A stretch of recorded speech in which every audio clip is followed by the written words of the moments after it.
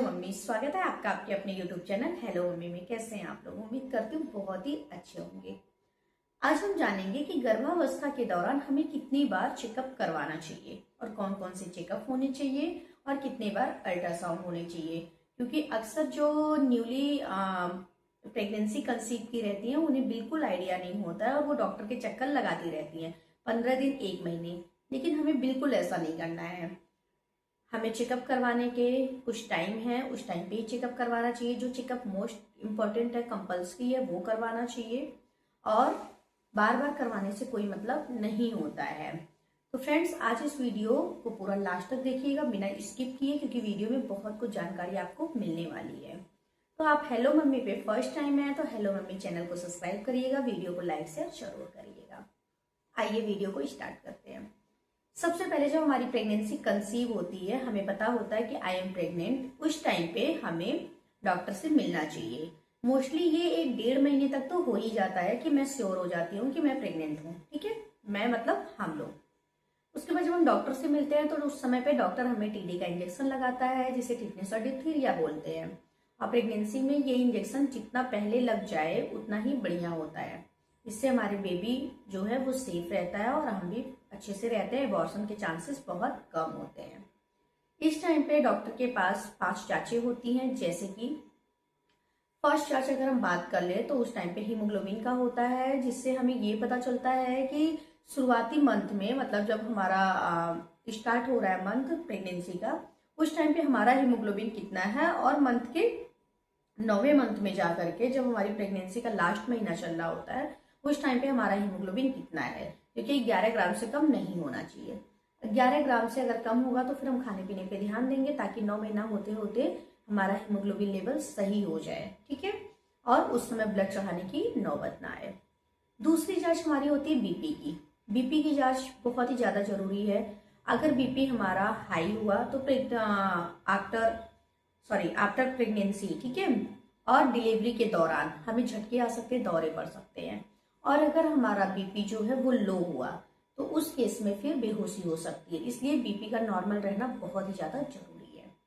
Friends, तीसरी जो हमारी जांच है वो ये है कि वजन का जांच बहुत ही ज्यादा जरूरी है, क्योंकि जब हम प्रेगनेंसी कंसीव करते हैं उस टाइम पे हमारा जितना वजन होता है 9 महीने में, उसमें 9 से 11 किलो वजन बढ़ना चाहिए। अगर हम शुरुआत में ट्रैक कर लेंगे तो 9 महीने एंड में जाते जाते हम देख पाएंगे कि हमारा 9 से 11 किलो वजन बढ़ा है या नहीं बढ़ा है।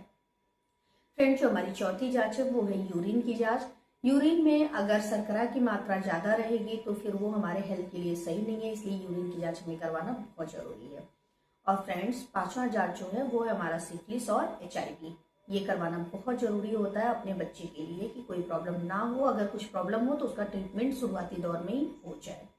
तो फ्रेंड्स, ये हमारे 5 जांच और टीडी का इंजेक्शन जो हमें प्रेगनेंसी के दूसरे महीने में ही करवा लेना चाहिए।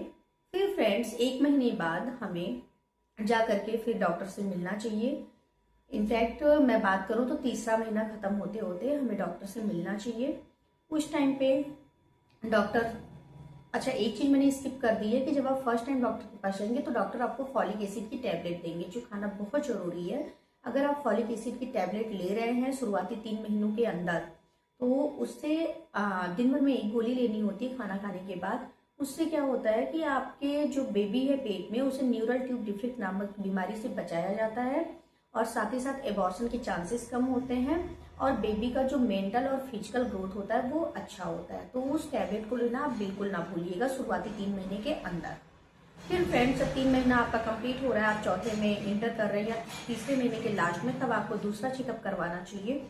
डॉक्टर के पास जाना चाहिए। सेम प्रोसेस, आपके टीडी सेकेंड का इंजेक्शन लगेगा और उसके बाद आपके ये 5 जांच होंगे। उस समय आपका जो दवाएं हैं वो चेंज हो जाएंगी। उस समय आपको आयरन और कैल्शियम का टैबलेट दिया जाएगा। कैल्शियम हड्डियों को मजबूत करता है, क्योंकि जब बच्चा बढ़ रहा होता है तो हड्डियों में काफी दर्द होता है, तो हड्डियों को मजबूत करता है। और जो आयरन होती है, बच्चा बढ़ता है तो आयरन जो है, हीमोग्लोबिन जो है घटता है, तो आयरन की टैबलेट इसलिए डॉक्टर देते हैं कि हमारा हीमोग्लोबिन मेंटेन रहे। तो आपको आयरन कैल्शियम का टैबलेट दिया जाएगा चौथे महीने से। और इसके साथ साथ आप एक बार अल्ट्रासाउंड करवा लीजिएगा, आपको ये पता चल जाएगा कि आपके बेबी का भी ग्रोथ कितना है, कैसा है। तो फिर ये हो गया। फिर फ्रेंड, आपको 6 से 7 महीने में तीसरी जांच करवानी है। जब आप तीसरी जांच करवाने जा रहे हैं उस टाइम पे आपको इंजेक्शन नहीं लगेगा, क्योंकि इंजेक्शन सिर्फ 2 बार ही दिया जाता है। आपके 5 जांच होंगे, 5 जांच बहुत जरूरी है। उस समय सिफिलिस और HIV का जांच नहीं होगा तो कोई बात नहीं, लेकिन 4 जांच तो हमने आपको बता दिया था, हीमोग्लोबिन, BP, यूरिन, वजन। लेकिन 5वां जांच है वो पेट की जांच। पेट की जांच करके डॉक्टर ये पता लगाते हैं कि बच्चा सही है या नहीं। उस समय आपको अल्ट्रासाउंड करवाने की बिल्कुल भी जरूरत नहीं है, बस आप जाइए डॉक्टर से जांच करवाइए, रूटीन चेकअप जरूरी है, फिर उसके बाद आप वापस आ जाइए। फिर फ्रेंड्स जब आपका 8 से 9 महीना लगे या 9वां महीना स्टार्ट हो जाए, फिर आप जाइए और चौथी जांच करवाइए।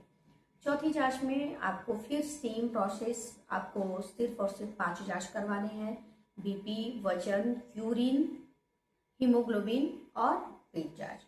और साथ ही साथ आपको लास्ट अल्ट्रासाउंड करवाना है कि अभी आपके बच्चे का क्या सिचुएशन है। तो फ्रेंड्स प्रेगनेंसी के दौरान बहुत ज़्यादा डॉक्टर के चक्कर काटना, बहुत ज़्यादा पैसे वेस्ट करना, हर 15 दिन पे जाना, ये सब जरूरी नहीं है। जरूरी ये है कि टाइम से आप जो चीज़ें होनी चाहिए वो कर लीजिए। हाँ, अगर कोई कॉम्प्लिकेटेड हो, जैसे आपका HRP का कोई केस हो, हाई रिस्क प्रेगनेंसी हो, प्रेगनेंसी को लेकर के कोई ज़्यादा प्रॉब्लम हो, उस केस में जैसे डॉक्टर बताया आप हर मंथ विजिट कर सकते हैं। लेकिन अगर आपका सब कुछ सही है, सारे सिस्टम सही है, तो फिर इतना ज़्यादा दौड़ने भागने की ज़रूरत नहीं है। आपको कैल्शियम आयरन चौथे महीने से 9 महीने तक कंटिन्यू खाते रहना है। तो आई होप ये वीडियो आपके लिए काफ़ी यूजफुल होगा। वीडियो पसंद आए तो प्लीज़ लाइक करिएगा, और जो भी आपसे जुड़े हुए हैं, जो प्रेग्नेंट हैं या जिनके घर में भी प्रेगनेंसी के चांसेस हैं, उनसे शेयर करिएगा ताकि वो इस वीडियो को देख पाएँ और बहुत कुछ सीख पाएँ। तो फ्रेंड्स मिलते हैं नेक्स्ट वीडियो में। Thank you so much.